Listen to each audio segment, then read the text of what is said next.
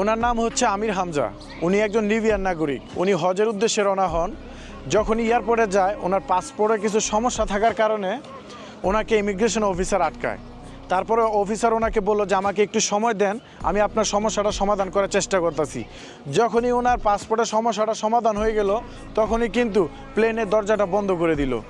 একটা কথাই আছে না, প্লেন এবং কি ট্রেন কখনই কারোর জন্য অপেক্ষা করে না, তাদের সময় হলে ঠিকই চলে যায়। ক্যাপ্টেনকে রিকোয়েস্ট করে যে এই হাজিটাকে নিয়ে যান। ক্যাপ্টেন কোনো ওয়েতে ওনার কথাটা শুনে নাই।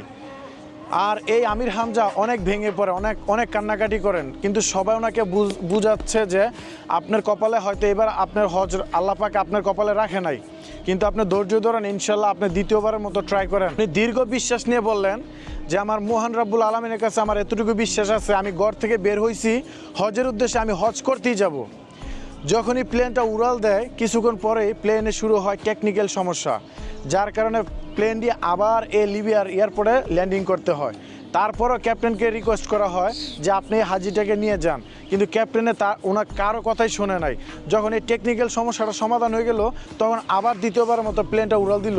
তখন আবার শুরু হলো কি ঝড় তুফান, যে ঝড় তুফানের কারণে প্লেনটি আবার ল্যান্ডিং করতে বাধ্য হলো। তারপর ক্যাপ্টেন বুঝতে পারছে যে এখানে সামথিং কিছু একটা আছে।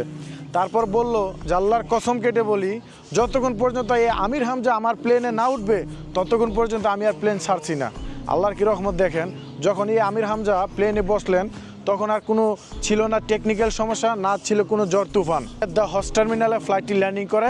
এখন বর্তমানে আমরা সোশ্যাল মিডিয়াতে দেখতেছি যে উনি এখন সৌদি আরবে আছেন এবং কি মক্কায় আছেন। আলহামদুলিল্লাহ, সবাই আমিন লিখবেন আর এই ভিডিওটি বেশি বেশি করে শেয়ার করে দেন।